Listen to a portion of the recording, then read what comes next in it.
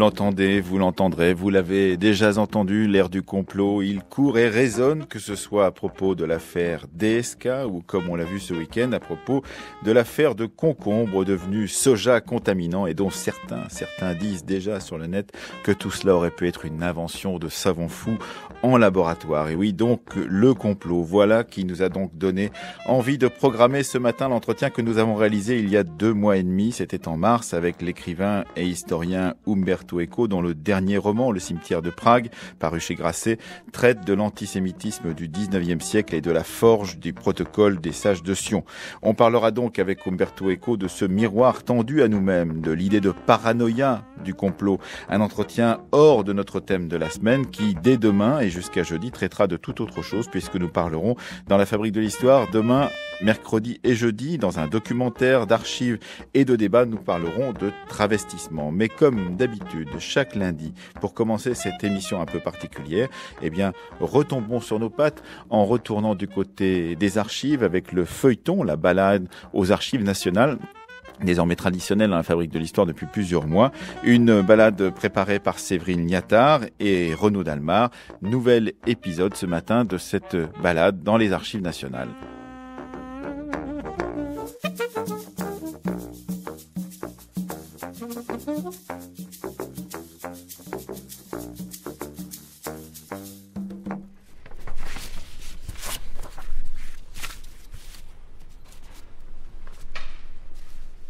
Vous êtes un chercheur accoutumé des archives. Oui, il y a plus de 40 ans que je fréquente ces lieux.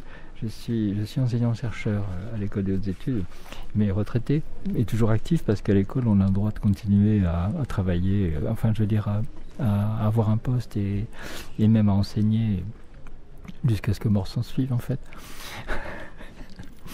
Voilà.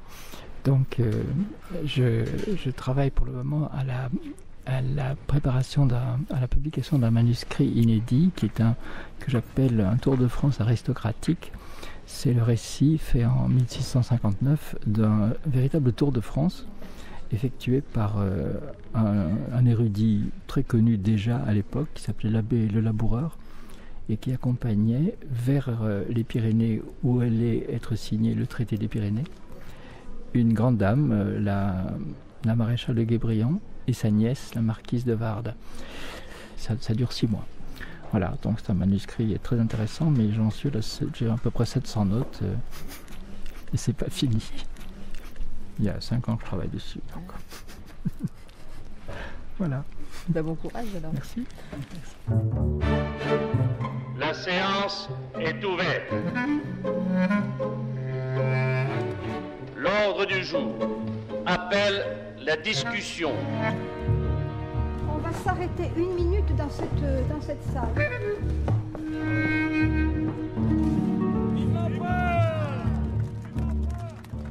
Dans cet épisode, nous visitons la salle de lecture et de consultation des Archives nationales, le CARAN, le centre d'accueil et de recherche des Archives nationales, inauguré en 1988. C'est Chantal Gilles, actuellement responsable de la salle de lecture en ce qui concerne la surveillance, qui nous guide dans cette visite et aborde aussi, d'ailleurs, la question des vols de documents aux Archives nationales. Moi, la salle, je la trouve très belle. Très belle harmonie, amalgame de bois, on voit ciment, on voit vitre, Moi, je trouve... elle est belle pour moi. C'est quelque chose, quand vous entrez, que vous regardez, elle est très agréable à travailler. Très, très agréable. Il y a de l'espace, c'est aéré. Puis on a quand même la chance côté jardin. Les gens sont ravis, je peux vous dire, on a de très bons retours et les gens sont ravis de leur consultation. Puis bon, tout est attenant, vous voyez. Le guichet est là, votre consultation est là, votre commande est juste en face, tout est relié. C'est quelque chose qui est encore assez plaisant. Donc on a affaire à une grande salle avec des lampes individuelles vertes, des tables en bois, assez espacées quand même pour avoir de la place pour poser ses propres documents. Espacé, mais je trouve pas assez. C'est vrai qu'en 88, ça correspondait à ce que nous avons, parce qu'il n'y a pas forcément l'informatique comme maintenant. Maintenant, vous voyez, ils ont tous un ordi. Alors c'est vrai que quand on met l'ordinateur, le carton, plus une plateforme, eh bien ça déborde parce que vos places sont comme ça. On donne de place. Mais c'est vrai que pour Pierrefitte, ça sera beaucoup plus long. Ça sera mieux parce que les documents qui sont serrés sont abîmés automatiquement. sont poussés. Il y a beaucoup de néophytes par rapport à avant, donc il faut qu'ils aient un accueil particulier et un guide particulier aussi. On fait du cas par cas. On n'est pas des scientifiques, mais dans un premier jet, on les dirige dans les différentes sections, ou alors ce dont ils veulent voir, ou point de vue informatique, c'est un petit peu complexe aussi. Donc on est là pour ça. Mais on n'est pas là que pour ça. On est aussi là pour la surveillance, la conservation et le vol en vidéo. Moi, mon poste, je suis TSC et je travaille en tant que responsable de la salle de lecture, mais uniquement dans tout ce qui est surveillance. Pas du scientifique. Le scientifique, ce sont les conservateurs, qui n'ont pas le même statut, qui ont un peu plus de savoir finalement que moi, quelque part, parce que je n'ai pas du tout cette directive. À un moment donné, je m'arrête aussi. Nous sommes même des agents du ministère de la Culture, nous ne sommes pas ministère de la Défense, il y a des choses que l'on peut faire et d'autres que l'on ne peut pas. À un moment donné, on s'arrête. Voilà. Et ça fait combien de temps que vous travaillez ici, vous, Chantal Gilles? Je suis une pure archive, j'ai commencé, j'avais 24 ans. J'ai fait un peu de tout, hein. J'ai fait des dépôts, j'ai fait du vestiaire, j'ai fait du guichet. Et puis, Monsieur Galland m'a demandé un jour comme ça, si je ne voulais pas prendre en main cette vidéo sur... Il y avait personne. Il y avait un monsieur qui était là, une entreprise de l'extérieur, qui faisait que des caméras, mais qui ne savait pas ce que c'était qu'un document. Finalement, il zoomait, vous voyez, bon, s'il y avait de la malfaçon ou on déchirait, bon, il s'en apercevait. Mais ce qu'il ne s'apercevait pas, que s'il y avait un document sur la table et que le lecteur mettait dans ses poches, il ne savait pas faire la différence avec ne serait-ce qu'une feuille personnelle. Donc il a demandé à une équipe, que je forme une équipe et que je mette tout ça en place. Je suis allée voir l'ABN, voir ce qu'ils faisaient. On s'est rapproché des grandes entreprises, entre parenthèses, qui travaillent un petit peu comme nous. Et j'ai mis des choses en place. Au départ, ça n'a pas été facile, parce qu'on était pris pour des gendarmes, quelque chose qui dérangeait. Et puis, petit à petit, les gens venaient à nous. On emmenait du matériel pour consulter les documents. Je vais vous faire voir, il y a des futons, il y a des plateformes en cuir qui permettent de soulager les reliures, de ne pas abîmer, de ne pas se vautrer sur le document. Et puis, il fallait aussi faire accepter de ne pas monter de stylo, de pas de boisson. Ça n'a pas été facile, hein. Et puis, surtout, de respecter les places. Pourquoi on respecte les places? On ne choisit pas sa place, on respecte les places. Parce que moi, quand je suis aux caméras, quand je zoome sur la place, j'ai un numéro, je tape le numéro, j'ai l'identité du lecteur. À la suite de ça, s'il y a un souci, c'est quelque chose de très important, s'il faut venir la gendarmerie en cas de vol, parce que là, j'ai tous les éléments de la personne qui consulte pour pouvoir les donner. Et ça tient debout. Donc ça sert à ça, les places aussi. Bien entendu, les lecteurs n'arrivent pas en disant tiens, cette place me plaît bien, je suis côté fenêtre. Non. Les places sont données et gérées par ordre d'arrivée, par le guichet. Quelqu'un qui consulte, on est à deux, avec deux amis, on veut consulter ensemble, on peut le faire sur des documents librement communicables, à condition d'avoir un seul carton sur la table. Si on met deux cartons, il y a les mélanges assurés. Quand on discute, tu as vu, tu regardes, oh c'est beau, bing, hop, terminé. Une archive de mélanger, c'est une archive de perdu. Et quand vous faites un travail, si vous manque une seule archive, votre bouquin, vous aurez du mal à finir tout ça. Quelquefois, c'est un peu complexe. On leur apprend comment se servir des archives, du matériel qui sont à leur disposition. On les met sur Internet pour commander.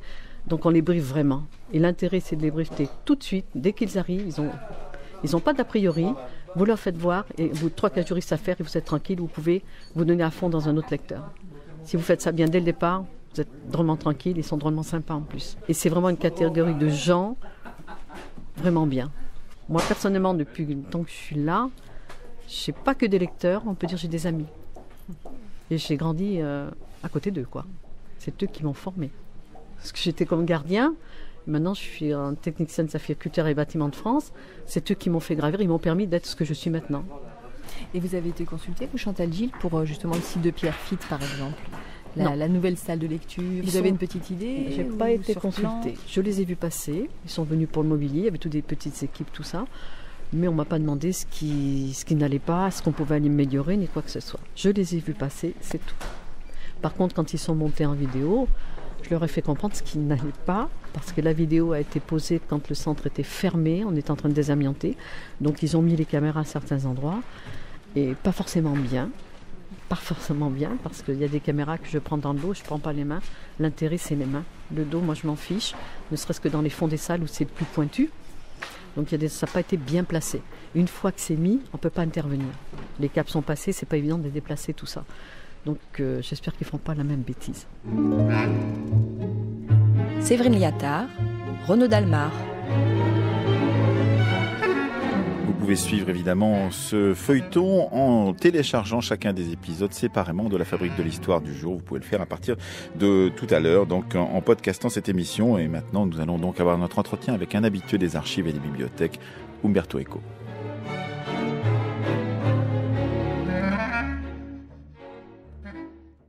Bonjour Umberto Eco et merci d'être avec nous donc pour cette émission d'histoire.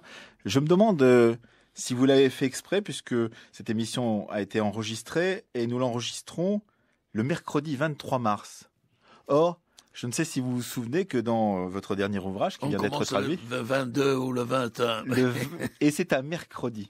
Et c'est comme si d'une certaine façon vous donniez rendez-vous à ceux qui vous interviewent dans une sorte de agenda secret, comme on dirait aujourd'hui, qui est l'agenda justement qui est au cœur de ce livre, Le cimetière de Prague, qui paraît chez Grasset, c'est-à-dire toute cette idée qu'il y a des choses cachées derrière les choses, des strates de vérité qui sont les unes au-dessus des autres et qu'il va falloir comme cela les enlever les unes après les autres, Umberto Eco. Oui, il faut peler l'histoire comme une orange parfois. J'avais une date finale, que c'est le jour où Léo Taxil fait la confession publique. Et vers la fin du roman, lorsque je me suis aperçu que le jour, c'était celui-là, alors j'ai dû faire un compte à l'envers et ranger toutes les dates de façon d'arriver plus ou moins à régler tout pour ce jour-là. Effectivement, c'est une histoire comme ça qui progresse par sursaut. Il faut peut-être raconter cette histoire du cimetière de Prague, donc avec au cœur de cette histoire à la fois l'Italie indépendante, enfin l'Italie libérée, le 150e anniversaire, on l'a fêté très récemment, mais là en l'occurrence on est au cœur des combats de Garibaldi dans le royaume des Deux Siciles, et puis ensuite on se trouve dans la France du Second Empire, puis la Commune, puis ensuite la fin du siècle en France. Pourquoi avoir choisi la France, Umberto Eco, comme cœur de ce roman au cœur duquel se trouve la question de l'antisémitisme en particulier? Alors, par plusieurs raisons. La première, c'était que le centre de mon roman, c'était la construction de ce grand faux, qui est le protocole de Sages de Sion, qu'il a été commencé en France, sans doute, bien que maintenant, il y a encore une polémique s'il a été terminé en France ou terminé en Russie dans la première décennie du nouveau siècle, mais enfin, le grand travail de composition de ce faux a été fait en France. Deuxième, parce que tout le grand antisémitisme 19e a comme épicentre certainement la France et la Rome vaticane.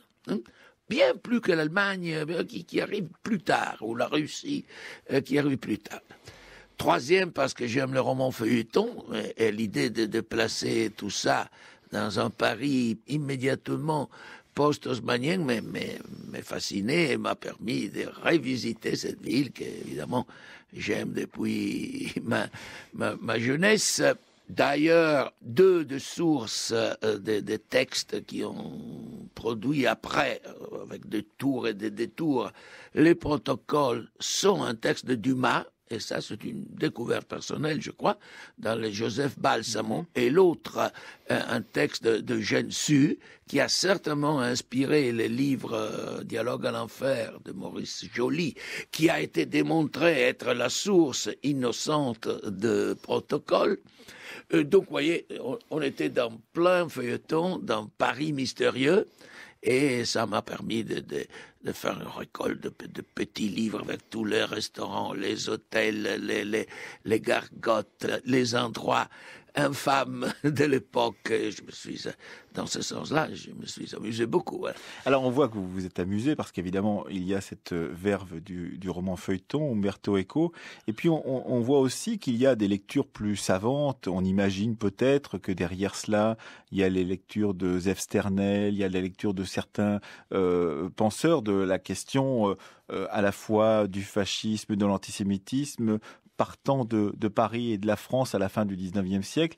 Et on s'aperçoit qu'il y a toutes ces lectures qui sont mêlées, qui sont mélangées à la fois le roman feuilleton, à la fois Eugène Sue, à la fois tout cela, et puis des lectures de savants, d'universitaires qui ont travaillé sur la naissance possible d'une certaine extrême droite dans la France de la fin du 19e siècle. Certainement, j'ai mis ensemble, je m'en souviens plus, 5 ou 6 rayons des livres, premières éditions de l'époque, parce que maintenant, je suis gâté, je ne vais plus aux bibliothèques, j'achète, je travaille Chez sur vous. ma bibliothèque de collectionneur.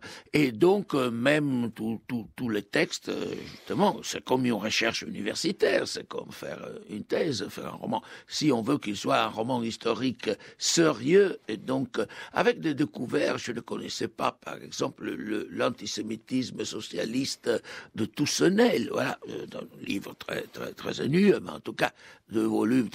Et j'avais commencé avant, mais je connaissais déjà toute l'histoire, avec la fin du 18e, avec le livre du père Baruel, L'abbé Baruel. Qui commence cette histoire et qui introduit un personnage historique de mon roman, qui est le grand-père Simonini, que, paraît-il, était le type qui a écrit à l'abbé Baruel. L'abbé Baruel avait essayé de démontrer, il avait déjà la paranoïa du complot universel, que la Révolution française avait été due à un complot entre les Templiers, Voltaire, Diderot, les Illuminés, etc., hein, sans se rendre compte qu'il y avait des forces sociales un peu plus compliquées que ça.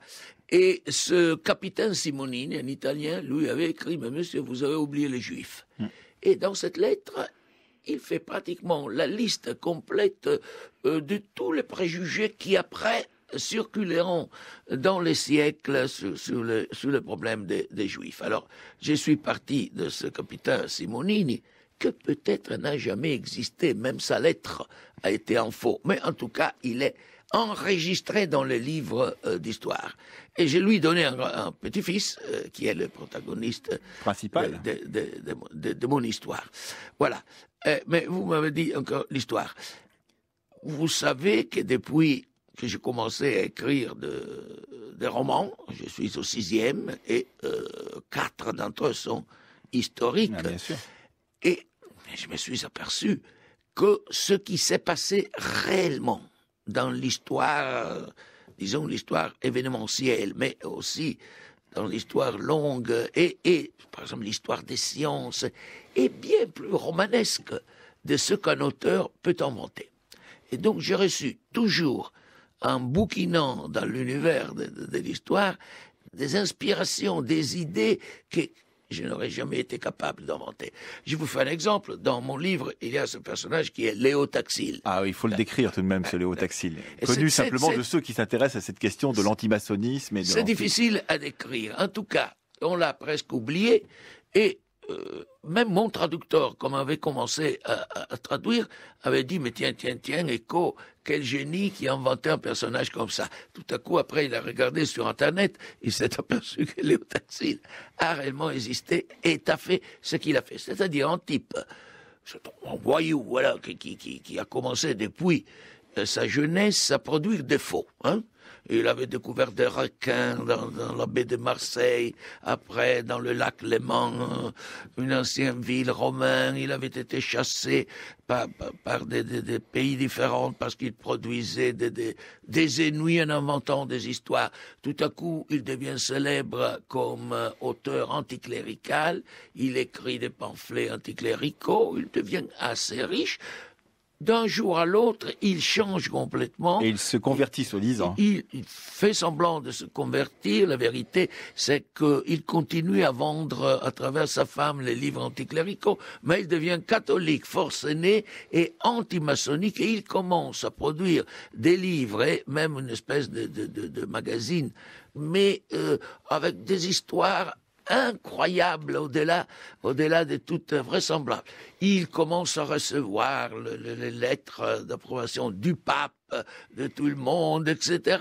Un beau jour, dans une salle de la Société de géographie à Paris, il appelle tout le monde qui attendait qu'il démontrait qu'une certaine femme, Diane Wong, existait ou non, parce qu'on avait commencé à avoir des soupçons. Hein. Elle dit: Voilà, je rigolais et redevient anticlérical, philo-maçonnique, et peut-être il a continué comme ça, sauf qu'après ça, il a pratiquement disparu parce que personne était ne lui ridiculisé donnait plus de crédit, mais c'est un personnage incroyable. Alors, on peut dire que l'histoire sert de trame à beaucoup de vos romans, Umberto Eco, mais il y a peut-être autre chose qui sert encore de trame, c'est la question du faux. Vous avez dit, je me suis intéressé au faux du 19e, à l'invention de ces protocoles des sages de Sion, donc entre la Russie et la France à la fin du 19e et au début du 20e siècle, donc censé expliquer la domination du monde par une sorte de pacte caché entre les Juifs, avec tout cet antisémitisme du 19e siècle. Vous aviez déjà évidemment évoqué dans d'autres de vos romans comme Bodolino la question des faux. Dans le pendule de Foucault. Dans le pendule de Foucault, oui. Exactement. Et donc, cette question du faux semble vous obséder d'une certaine façon. Pourquoi cette question du faux est-elle utile, primo pour la fiction, secondo pour l'histoire? Alors, je me suis occupé du faux, même du côté académique de mon activité. J'écris des essais très lourdes, une espèce de phénoménologie, d'analyse sémiotique de tous les manigances du faux. La question du faux m'intéresse comme élément dialectique en face de la question de la vérité. Parce qu'on ne peut pas parler de faux si on ne parle pas de l'authentique. On est toujours faux par respect à quelque chose qui est, soi-disant, vrai ou authentique. Et le problème qui m'obsède, c'est qu'il est très facile de démontrer que quelque chose est faux, tandis qu'il est plus difficile de démontrer que quelque chose est authentique. De là, j'étais toujours fasciné par la fonction qu'ont eu les faux au cours de l'histoire. La fausse donation de Constantin. Constantin, le faux corpus hermeticum, la fausse lettre du prêtre Jean qui a poussé des gens, même comme Marco Polo, qui allait là pour trouver la terre du prêtre Jean.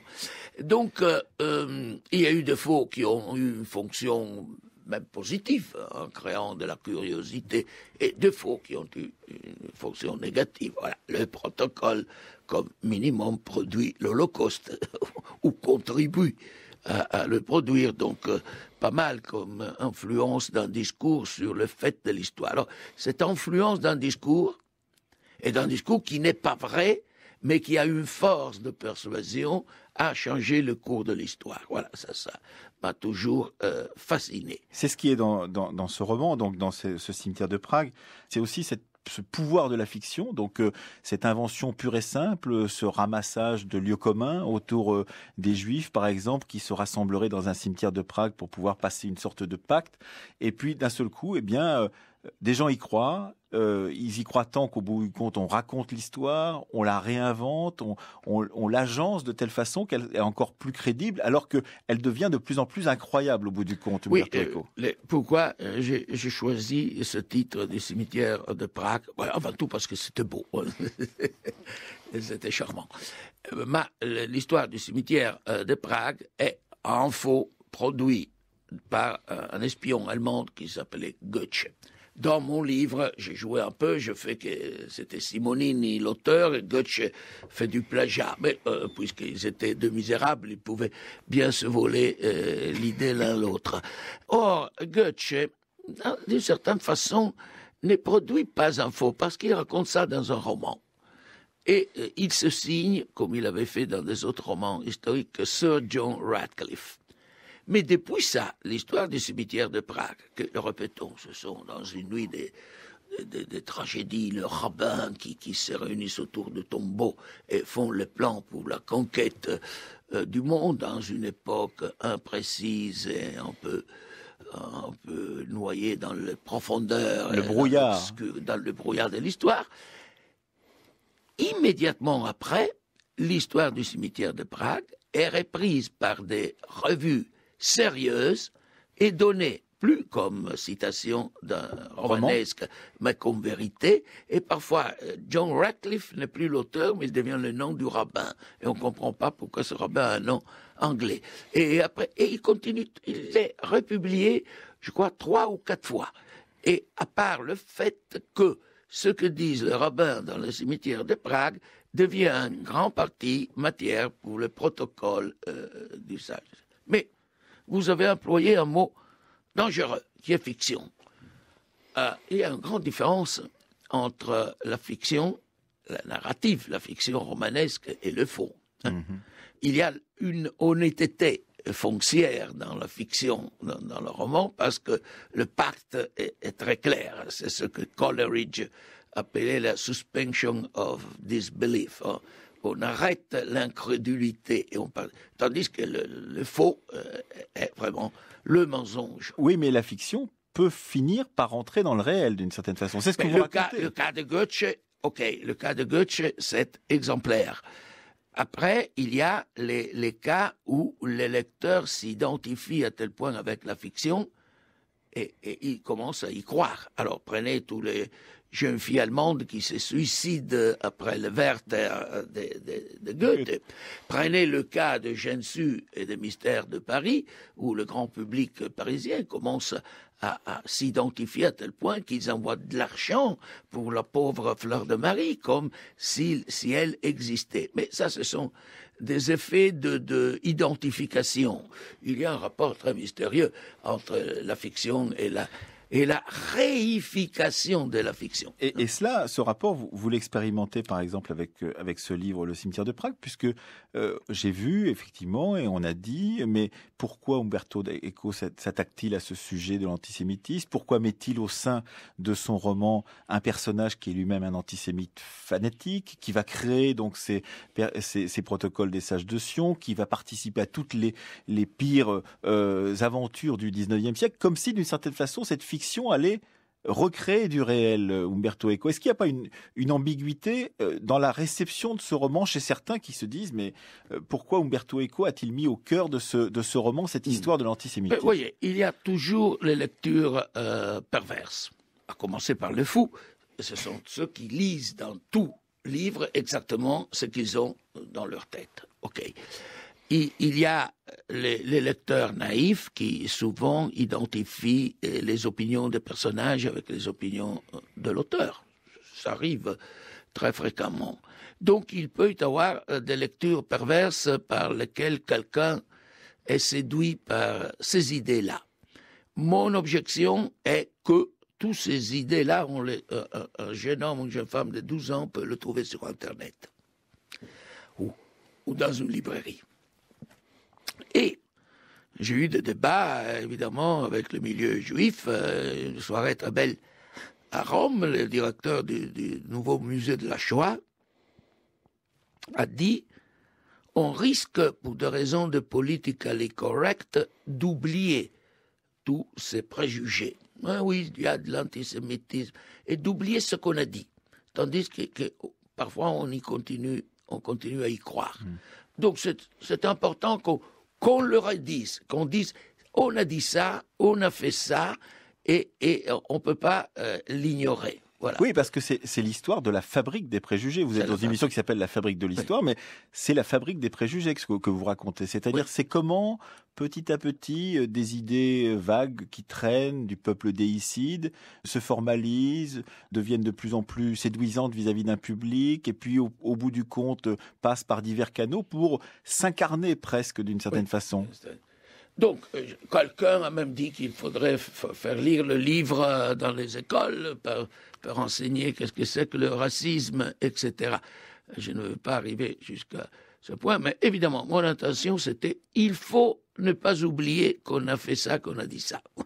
Alors, ce qui est intéressant, c'est la période, évidemment, l'après-Révolution française, le début du 19e siècle, les bouleversements donc post-napoléoniens et tout le milieu du 19e siècle, qui voit effectivement une société qui chancelle, une société en particulier française, mais également européenne, qui chancelle sur ses bases, puisque toute la question de l'Ancien Régime a été renversée, et on tente d'expliquer ce chancellement, d'expliquer ce bouleversement en trouvant des boucs émissaires dans cette société du 19e siècle. Et c'est ce que vous racontez. À l'affaire Dreyfus, bien sûr, qui est vraiment une espèce de folie sociale qui capture le pays entier mais aussi parce qu'il y a là une autre histoire, qu'il y a deux antisémitismes. L'un commence avec probablement Saint-Paul, juif antisémite, et va jusqu'à la Révolution française.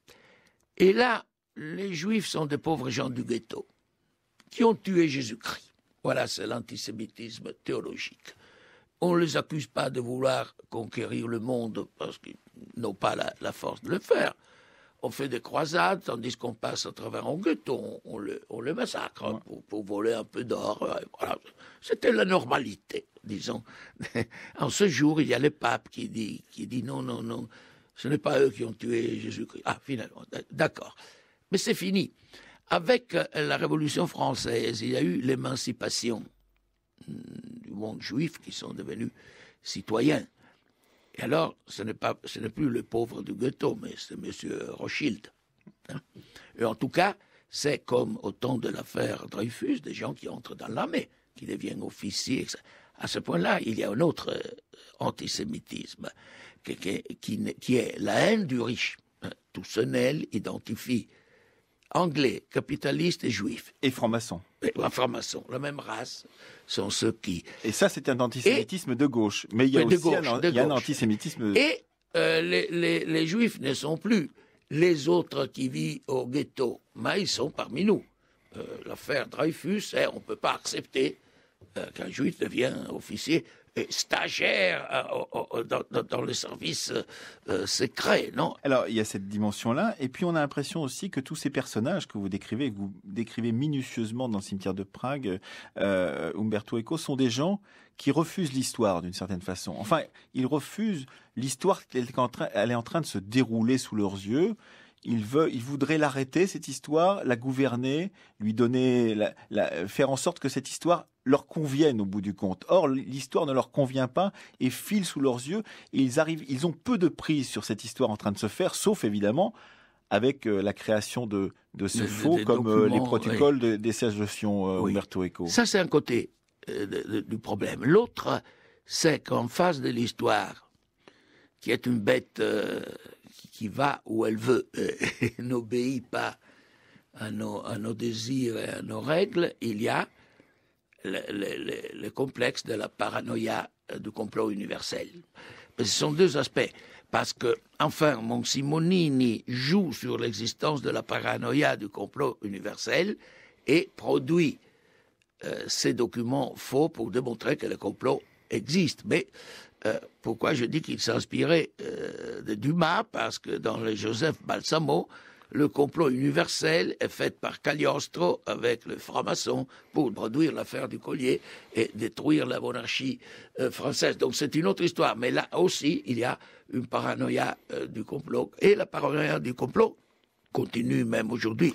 C'est ça qui est au cœur de votre affaire. C'est qu'en fait, en parlant du 19e siècle, vous parlez beaucoup d'aujourd'hui, Umberto Eco. Vous parlez beaucoup de ce qu'on trouve sur Internet, de cette idée de la main secrète, de cette idée d'un complot universel qui, depuis le 11 septembre, court partout, sur toutes les antennes, quelquefois, sur tous les réseaux sociaux, etc. Évidemment, la vérité cache quelque chose d'autre. C'est ce que disent, en tout cas, ceux qui pensent cela sur Internet, Umberto Eco. Oui, parce que l'attitude du paranoïde du complot universel, c'est trop facile de croire ça. Il y a davantage derrière. Ça me fait souvenir d'une phrase qu'on attribuait à Rubinstein, le pianiste. On lui a demandé « Est-ce que vous croyez en Dieu ?» Il dit « Non, je crois quelque chose de beaucoup plus grand. » Et c'est cette idée-là qui vous taraude aussi, parce que vous vous dites quelle est cette société dans laquelle nous sommes, qui croit autant à quelques sornettes faciles à avaler au bout du compte, Umberto Eco. Oui, et il y a un autre élément, c'est que lorsqu'on produit des documents pour les services secrets, il faut toujours vendre des choses qui sont déjà connues, sinon ils n'y croient pas. Eh bien, mon livre a paru en octobre, et immédiatement après, il y a eu l'affaire Wikileaks et Assange. Si nous lisons tous les documents volés par Assange et documents envoyés par les ambassades américaines à Hillary Clinton, il racontait tout ce qui avait été publié sur Newsweek la semaine avant. Hein? Il vendait comme dossier secret exactement ce que tout le monde savait déjà. Et ça, c'était très curieux. Mais comment, dans ce régime-là, imaginez un régime de vérité au bout du compte, parce que vous dites je m'intéresse au faux parce qu'au bout du compte, de l'autre côté, il y a la vérité. Mais comment faire en sorte de croire en quelque chose, de croire en une vérité, Umberto Eco, une vérité historique par exemple, déterminée par les historiens, même si on sait que cette vérité est temporaire et qu'elle sera remise en cause par les historiens des générations futures. Mais comment croire au moins temporairement à cette vérité? Écoutez, comment Lorenzo Valla a démontré que la donation de Constantin est un faux? Avec la philologie, en connaissant très bien la langue latine, en pouvant documenter que certaines expressions ne pouvaient pas être employées à l'époque crue de la création de Constantin. Fini.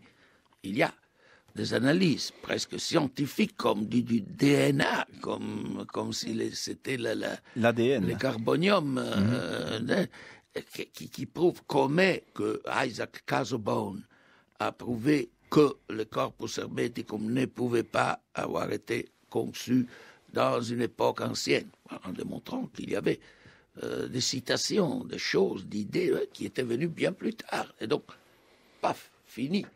À part le fait que, comme il a démontré qu'il était faux, tout le monde y a cru davantage. Mais ça arrive même avec le protocole.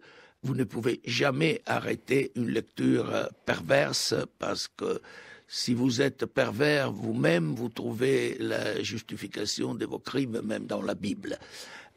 Il y a une célèbre antisémite du XXe siècle, Nesta Webster, qui avait écrit un livre sur les sociétés secrètes, et elle l'a écrit et publié après que le Times avait démontré que le protocole était un faux.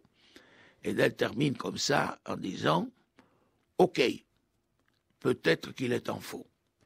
Mais puisque ce faux dit exactement ce que je pense que les Juifs pensent, alors il est vrai. » Mais quand on vous lit dans le cimetière de Prague, avec un énorme plaisir, il faut reconnaître Umberto Eco, parce qu'on jongle évidemment, surtout quand on s'intéresse un peu à cette histoire du 19e siècle, avec des dizaines de références, on cherche évidemment le palimpseste, on cherche le texte sous le texte. Alors on a parlé tout à l'heure de la question du complot au XXIe siècle et du complot au XIXe siècle. On se dit, est-ce que Umberto Eco a voulu nous donner un autre signe, renaissance de l'antisémitisme aujourd'hui, ou considération par exemple du danger supposé donc de la religion musulmane et de l'islamisation dans des sociétés contemporaines par rapport à cette peur de la judaïsation, comme on dit dans le livre des peuples chrétiens, c'est ce que vous expliquez. Est-ce qu'il y a besoin, selon vous, Umberto Eco, de chercher cela, ou simplement cette double lecture, cette triple lecture, ce palimpseste, ou simplement de se laisser porter par votre récit? Écoutez, je ne peux pas vous empêcher de faire cette double lecture. Moi, je suis parti en voulant raconter cette histoire-là. Évidemment, en sachant d'une façon ou de l'autre que c'était une histoire éternelle. Et au fur et à mesure que je la racontais, je me disais moi-même, oh tiens, comment ça ressemble à quelque chose qui est en train d'arriver aujourd'hui. C'est pour ça que dans un petit commentaire que je fais à la fin, je dis Simonini, c'est un personnage inventé. Il existe réellement et il est encore parmi nous, parce que au fur et à mesure que je construisais Simonini, en m'efforçant de construire le personnage le plus odieux du monde, et je reconnaissais des gens qui vivent autour de moi. Et cela, ça vous faisait plaisir ou ça vous... Eh oui, je me disais, ok, on va toucher une série de pulsions élémentaires qui continue toujours, parce que même si l'antisémitisme, c'est peut-être la forme historiquement plus évidente et plus forte de racisme, il y a beaucoup d'autres racismes qui nous assiègent aujourd'hui. Mais pensez en Italie, tous les immigrés de l'Europe de l'Est, du nord de l'Afrique. Et il y a une autre histoire qui est très, très belle, ou très mauvaise, que dans toutes les formes de racisme, les accusations contre une race ou un groupe sont toujours les mêmes. on continue à parler beaucoup de l'homicide rituel juif qui tue les enfants. Avec une querelle en Italie renouvelée il y a 2 ou 3 ans. Mais dans l'histoire de père de l'Église et des hérétiques, les mêmes descriptions étaient appliquées aux Bogomiles ou aux Pauliciens. C'était des hérétiques de l'époque. Ils faisaient la même chose. Ils prenaient l'enfant, ils les tuaient, ils les posaient dans un mortier, après ils le mangeaient. Et donc ça voyage. Pratiquement, c'est difficile aujourd'hui de raconter qu'un pauvre Marocain qui vient en Italie mange les enfants. Mais encore dans les décennies passées, on disait que le communisme mangeait les enfants. Oui, donc perdurent justement ces idées reçues. Mais ce qu'on oublie de dire, c'est le plaisir que vous avez dû prendre tout de même, Umberto Eco. Alors, plaisir au premier degré, plaisir pervers, diront certains, à décrire ces personnages-là, qui sont des personnages éminemment haïssables pour certains d'entre eux, ridicules pour beaucoup d'autres, et surtout à vous permettre, évidemment, de dire que Monet est un barbouilleur, puisqu'évidemment, puisque vous vous placez dans la bouche de celui qui raconte, ce Simonini, eh bien, il peut dire Monet est un barbouilleur et Proust est une tapette de 25 ans. Et on se dit, Umberto Eco prend beaucoup de plaisir à utiliser ce personnage-là, haïssable, évidemment, pour dire des choses qui n'étaient pas indicibles. Correctes. Oui, ça. Mais même, pas seulement dans ce sens pervers et malin, je me suis amusé beaucoup à mettre en scène un Freud d'être jeune qui dit « Je crois que je ne m'occuperai jamais de sexe dans ma vie », parce qu'à l'époque, il ne s'occupait pas de sexe, il s'occupait de Charcot, de la cocaïne. Voilà. La cocaïne. Donc il y a... Et en même temps, je me suis amusé en pensant que mes lecteurs ne pouvaient pas croire que Freud voulait appliquer la cocaïne aux maladies des yeux, etc. Et j'ai trouvé, par hasard, cette publicité de la cocaïne pour les enfants. Que vous avez inséré. Incroyable, oui. C'est un élément de véridiction, non, pour dire au lecteur, mais non, c'était vrai. Tu n'y crois pas, mais c'était vrai. Et dans le plaisir du romancier, de celui qui s'occupe de raconter une histoire, comme vous le faites dans le cimetière de Prague, Umberto Eco, on voit le plaisir aussi de manipuler des personnages historiques aussi importants, effectivement, que tous ceux que vous avez convoqués. On y croise évidemment Drummond, on a parlé de Léo Taxil qui est beaucoup moins connu, mais on y croise également des gens qui viennent de Russie, qui viennent d'Allemagne, des Italiens. On y croise... qui disent exactement ce qu'ils ont dit ou écrit. Oui, voilà, c'est ça. Et donc on se dit, mais quel plaisir de marionnettiste au bout du compte. Parce que quand vous étiez dans Le Nom de la Rose, effectivement, Guillaume d'Occam et tous ceux que vous avez pu mettre en scène, eh bien ceux-là, ils existaient moyennement, vous mélangiez plusieurs personnages pour en faire un seul.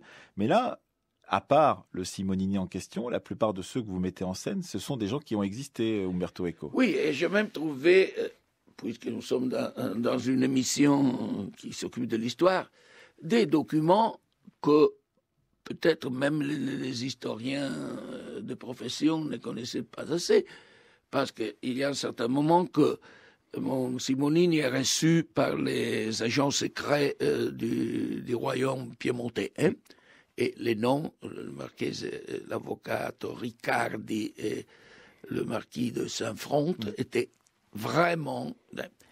Et il paraît là un monsieur qui s'appelle Boggio et qui parle de toute la méfiance qu'ils ont vers Garibaldi. Bon, Boggio, pour un coup de pure chance, dans un catalogue antiquaire, j'ai trouvé une plaquette de 80 pages de ce Boggio qui est presque ignoré. Il était vraiment professeur à l'université, conseiller du ministre Cavour.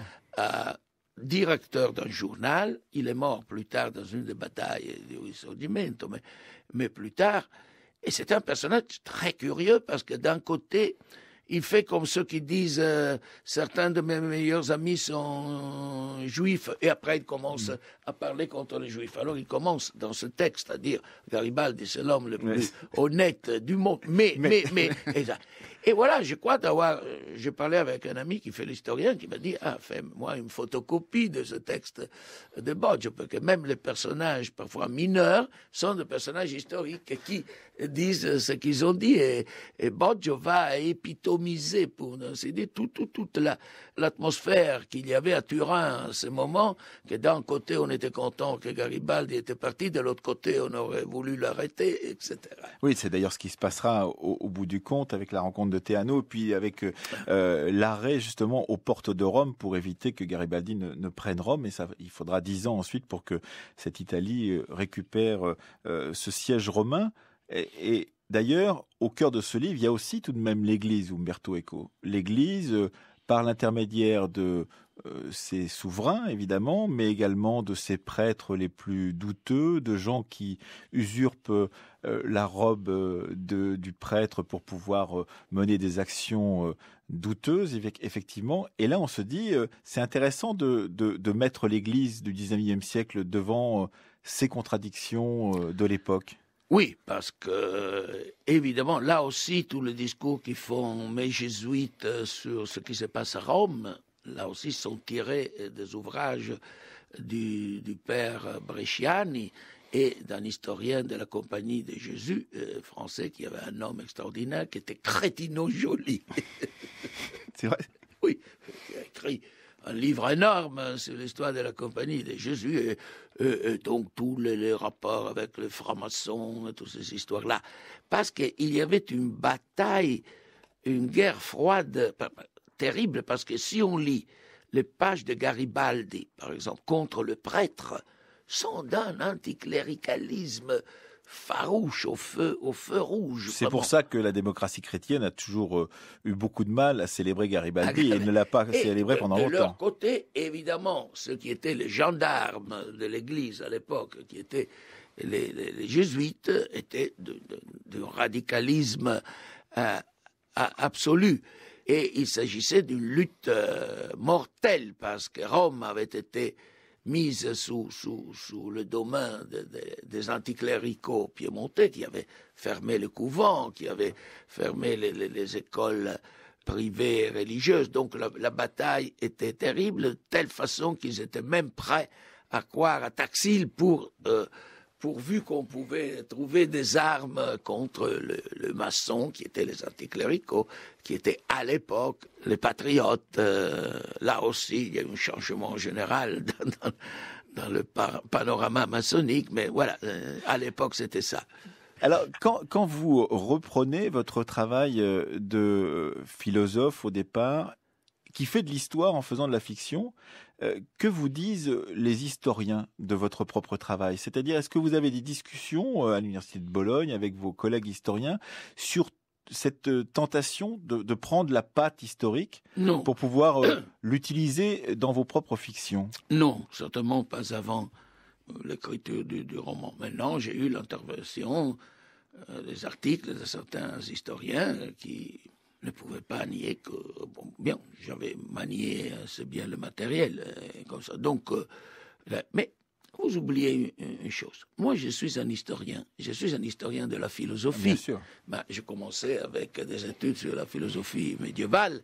D'autres encore, un livre qui est apparu même à Paris encore l'année passée, de l'Arbre au labyrinthe, contient toutes mes études d'histoire de la philosophie du langage. Donc, enfin, je ne fais pas l'histoire du bon roi d'Agobert ou de Napoléon, mais je fais l'histoire de quelqu'un qui s'appelait Saint Thomas.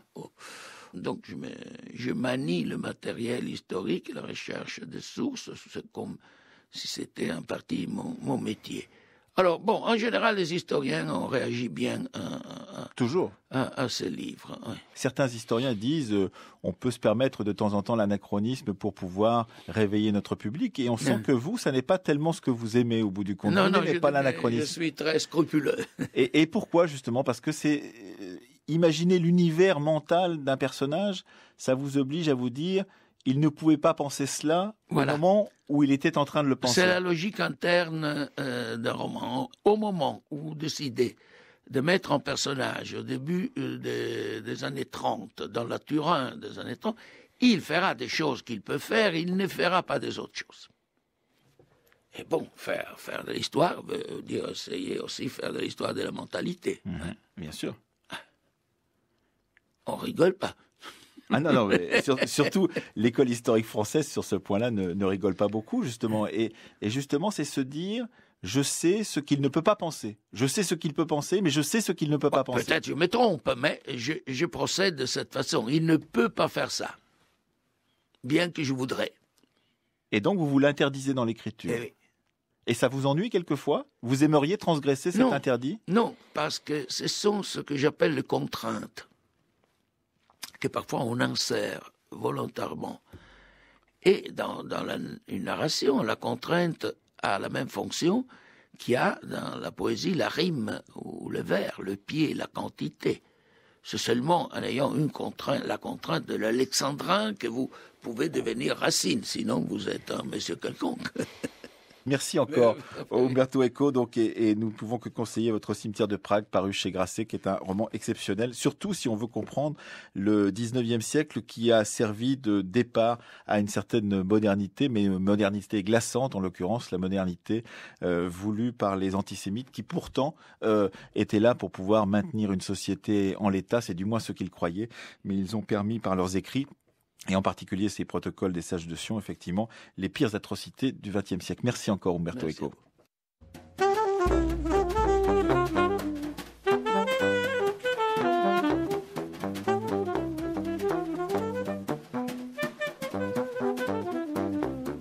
Comme d'habitude, cette émission est écoutable sur le site www.franceculture.com, rubrique les émissions La Fabrique de l'Histoire pendant 500 jours. Elle est téléchargeable également. Et demain, nous commencerons une nouvelle série de La Fabrique de l'Histoire. Cette émission était un peu exceptionnelle à part de la semaine donc thématique que nous allons commencer demain autour de la question du travestissement. Et demain, nous aurons un documentaire d'Anaïs Kien et de Charles Autroux autour d'un travail d'historiens, Fabrice Virgili et Daniel Vollmann, qui ont redécouvert des archives dont ils ont fait un livre qui vient tout juste de paraître, La Garçonne et l'Assassin.